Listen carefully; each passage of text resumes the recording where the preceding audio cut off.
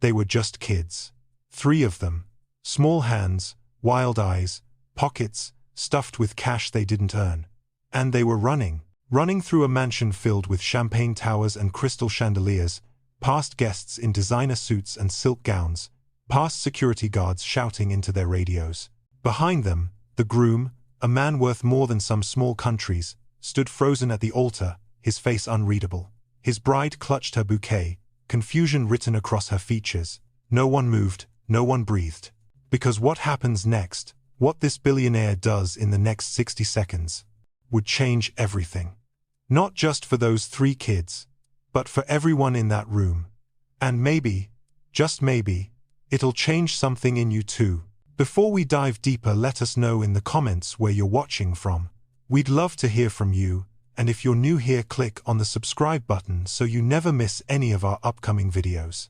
This is the story of how 3 desperate children stole from the wrong man on the wrong day and discovered a truth that no one, not even them, saw coming. It started with hunger.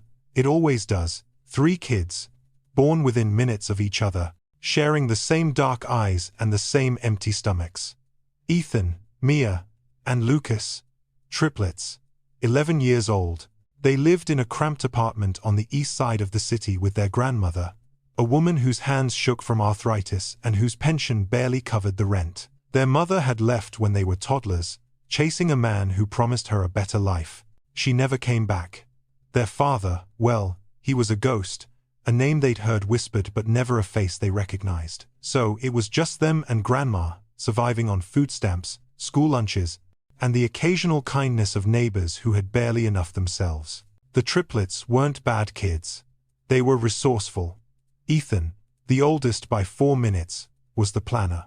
He had this way of seeing angles, opportunities, gaps in systems that others missed. Mia was the talker, quick-witted and charming, capable of spinning stories that made people want to believe her. And Lucas, the quiet one, had hands that could slip into pockets, unlock doors, disappear into crowds without a trace. Together, they made a team born not out of greed but necessity. They'd started small, swiping loose change from convenience store counters, pocketing candy bars when the cashier wasn't looking. Then it escalated. Wallets left unattended in parks, purses hanging off the backs of chairs in busy cafes. They told themselves it was survival, and maybe it was. But survival has a way of blurring the lines between right and wrong until you can't see them anymore. By the time they were 11, they developed a system. Mia would create a distraction, something loud or emotional, while Lucas moved in, and Ethan kept watch, ready to signal if anything went wrong. They never hurt anyone. That was their rule. No violence, no threats. Just quick, clean takes, and then they'd vanish. They'd bring the money home, slip it into Grandma's purse when she wasn't looking, watch her face light up when she found it, convinced it was a blessing from above. And for a while, it worked. Until the day they decided to target a wedding. Not just any wedding. The wedding of Marcus Reed, a billionaire tech entrepreneur whose face had been plastered across every major news outlet for the past 6 months. He'd just sold his company for an amount so large it didn't even feel real. $3.7 billion. With a B. The wedding was being held at the Ashford estate, a sprawling mansion on the outskirts of the city, complete with manicured gardens, marble fountains, and security that could rival a presidential detail. The triplets had heard about it from a kid at school whose uncle worked catering. He'd mentioned the guest list, the gifts, the sheer amount of wealth that would be concentrated in one place for a few hours. To Ethan, it sounded like an opportunity. To Mia, it sounded like a challenge. To Lucas, it sounded terrifying. But they were desperate. Grandma's medication had gone up in price, and her last check hadn't covered it. She'd been rationing her pills, taking one every other day instead of daily. And the triplets had noticed the way her breathing had gotten heavier, the way she winced when she thought they weren't looking. They needed money. Fast. So they made a plan. They'd pose as children of one of the catering staff, slip in during the chaos of the reception, grab what they could from the gift room, and disappear before anyone noticed. Simple, clean, or so they thought. The day of the wedding was unseasonably warm. The kind of heat that made the air shimmer and stuck clothes to skin. The triplets arrived early, dressed in their best clothes, which weren't much, just thrift store button-ups and slacks that didn't quite fit. They blended into the background, just 3 more kids among the dozens running around the estate. The ceremony was breathtaking. Marcus Reed stood at the altar in a custom-tailored suit, his bride, Jennifer, radiant in a gown that probably cost more than the triplets had seen in their entire lives. The vows were heartfelt, the applause thunderous, and for a moment, just a moment, the triplets forgot why they were there. They watched as Marcus kissed his bride, as the crowd erupted in cheers, as flower petals rained down like confetti. It was beautiful, it was everything they'd never had. And it made what they were about to do feel even worse. But they couldn't afford guilt. Not today. As the reception kicked into full swing, the triplets moved. Ethan had mapped out the estate during the ceremony, noting the location of the gift room, a small parlor off the main ballroom where guests had deposited envelopes, boxes, and bags filled with checks, cash, and expensive trinkets. Security was light inside the house, most of the guards positioned at entry points and around the perimeter. The triplets slipped through a side door, moving quickly but not too quickly, just 3 kids wandering, nothing suspicious. The gift room was exactly where Ethan said it would be. The door was unlocked. Inside, it looked like a treasure trove. Tables piled high with gifts, envelopes thick with cash, jewelry boxes stacked like building blocks. Mia's eyes went wide. Lucas hesitated, his hand hovering over a particularly large envelope. Ethan whispered, "Just take what we need. Nothing more." They worked fast, filling their pockets with envelopes, small boxes, anything that looked valuable but wouldn't be missed immediately. Mia grabbed a handful of cards, Lucas pocketed a watch, Ethan snatched a stack of cash from an open envelope. They were almost done when they heard it. Footsteps, heavy, deliberate, coming down the hallway. Panic, pure, ice-cold panic. Ethan's mind raced, calculating exits, options, but there was only one door, and the footsteps were getting closer. Lucas grabbed Mia's hand, his eyes wide with terror. Ethan mouthed, "Run," and they did. They bolted out of the room, straight into the hallway, and directly into the line of sight of 3 security guards who were doing a routine sweep. Shouts erupted, the guards lunged. The triplets scattered, running in different directions before regrouping at the main staircase. Behind them, the guards were calling for backup, their voices echoing through the mansion. Guests were starting to notice, heads turning, conversations stopping mid-sentence. The triplets burst into the ballroom, weaving between tables, dodging waiters, their pockets bulging with stolen goods. And that's when they saw him, Marcus Reed, the groom, standing at the center of the dance floor, his bride in his arms, mid-dance. Their eyes locked. For a split second, everything stopped. Marcus's expression didn't change. He didn't yell, didn't chase. He simply raised a hand, and the music cut out. The entire ballroom fell silent. 300 guests turned to look at the triplets, who stood frozen, caught in the open, nowhere left to run. Security closed in from all sides. Ethan felt his heart hammering in his chest. Mia's hands were shaking. Lucas looked like he might pass out.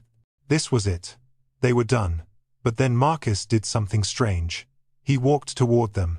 Slowly, deliberately, his bride tried to stop him, confusion and concern on her face. But he gently squeezed her hand and continued forward. The crowd parted like water. When Marcus reached the triplets, he knelt down, bringing himself to their eye level. Up close, he looked different than he did in photos. Older, tired.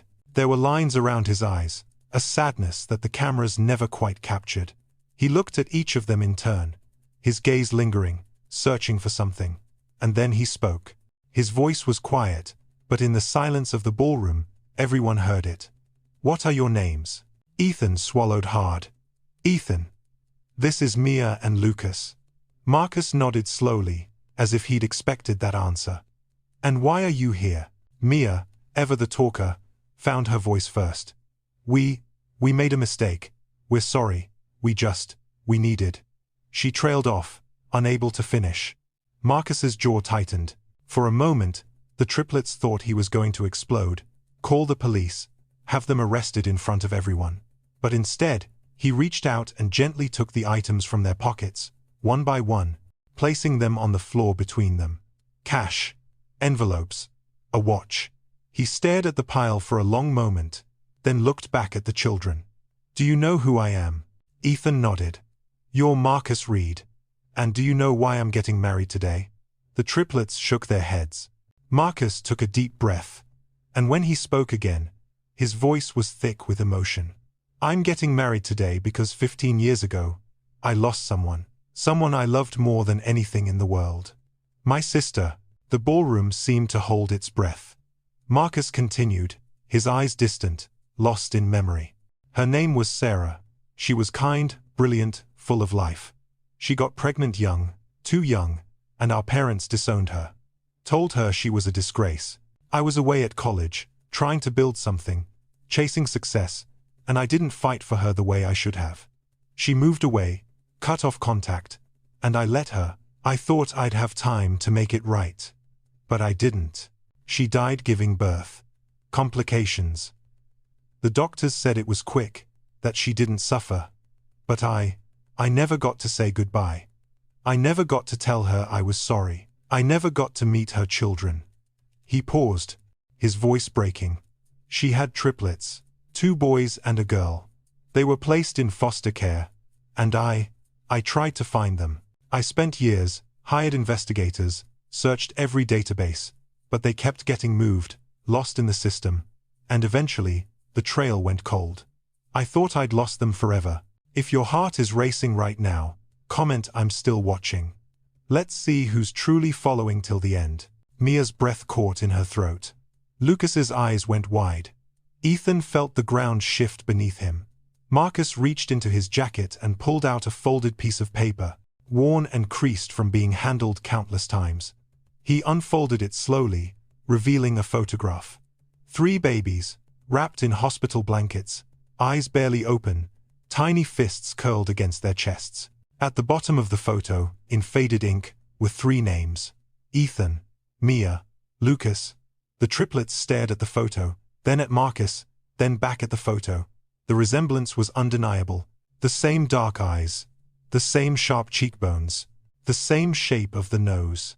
Marcus's voice was barely a whisper now.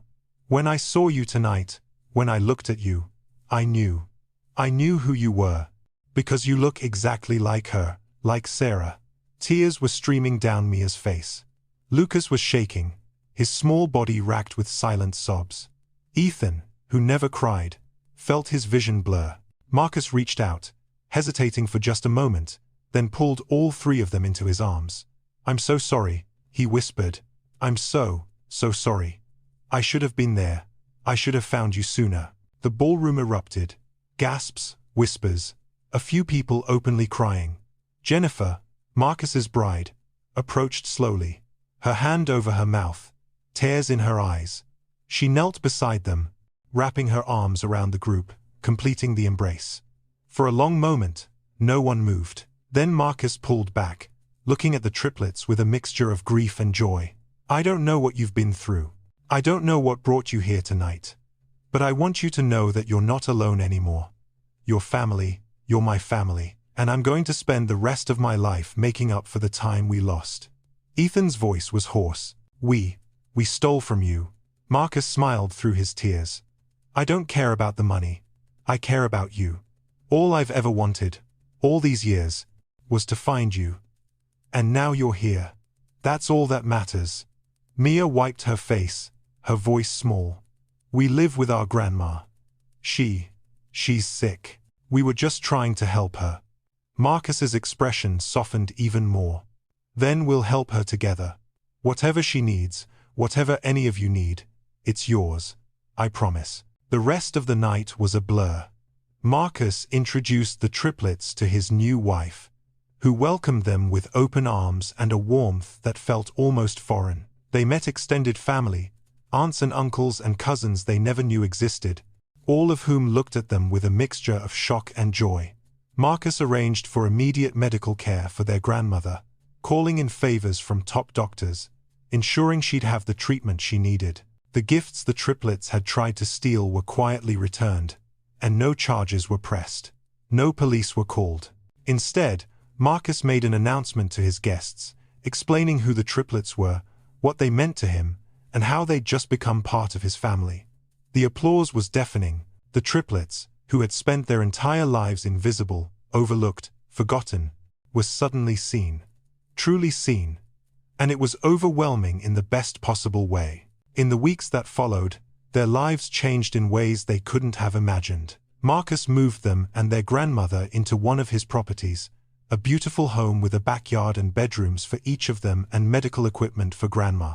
He enrolled them in a good school, made sure they had everything they needed, but more importantly, he was there. He showed up to their school events, helped with homework, taught them things about their mother they'd never known. He told them stories about Sarah, about her laugh, her dreams, her kindness. He showed them videos, photos, letters she'd written, and slowly, piece by piece, the triplets started to understand where they came from, who they were. Marcus never tried to replace their grandmother. He honored her, thanked her for keeping them safe, for loving them when no one else did, and she, in turn, welcomed him into their lives, grateful that her grandchildren finally had someone else to lean on. The transformation wasn't instant. The triplets still struggled with trust, with believing that this was real, that it wouldn't disappear. They had nightmares, moments of panic where they thought they'd wake up and it would all be gone. But Marcus was patient. He never pushed, he just stayed. Consistent, present, loving. 6 months later, Marcus and Jennifer hosted a small gathering at their home. It was nothing like the wedding, just close family, good food, and laughter. The triplets had grown in that time, not just physically but emotionally. They smiled more, laughed louder. They'd started to heal. During dinner, Marcus stood and raised his glass. "I want to make a toast," he said, his voice steady but emotional. 6 months ago, I thought I was gaining a wife, and I did. Jennifer, you are the love of my life, and I'm so grateful for you. But I also gained something I thought I'd lost forever: family. These 3 incredible kids, who have taught me more about resilience, courage, and love than I ever could have learned on my own. Ethan, Mia, Lucas, you came into my life on what was supposed to be the happiest day of my life, and you made it even better. I don't care how you came. I don't care what you thought you were doing. All I care is that you're here now. And you always will be." He looked at each of them, his eyes shining. "To family, the ones we're born into, and the ones we find." The room echoed with clinking glasses and heartfelt agreement. Ethan stood, surprising everyone, including himself. He wasn't one for speeches, but something in him needed to say this. "Before we met you," he began, his voice quiet but clear, "we thought we had to fight for everything. We thought the world didn't care about us, that we were just disposable. And maybe we were angry about that. Maybe that's why we did the things we did. But you showed us something different. You showed us that family isn't about blood. It's about showing up. It's about seeing people, really seeing them, even when they mess up, especially when they mess up. You could have called the cops that night. You could have had us arrested, made an example of us. But instead, you saw us. And that changed everything. So thank you, for not giving up on us, for not giving up on Sarah, for being the kind of person who turns a mistake into a miracle." There wasn't a dry eye in the room. Mia and Lucas stood and joined Ethan, the 3 of them raising their glasses in unison. "To Marcus," Mia said, her voice strong. "To family," Lucas added. "To second chances," Ethan finished. And as they drank, as they laughed, as they basked in the warmth of a love they'd never known, the triplets realized something profound. They'd spent their whole lives trying to take what they needed to survive. But what they really needed, what they'd been searching for all along, couldn't be stolen. It could only be given. And Marcus had given it freely, without hesitation, without condition. He'd given them a home, a future, a family. Their grandmother watched from her chair, tears streaming down her weathered face, her arthritic hands clasped together in gratitude. She'd prayed for this, begged for it, and now, against all odds, it had come true. "So, let me ask you something.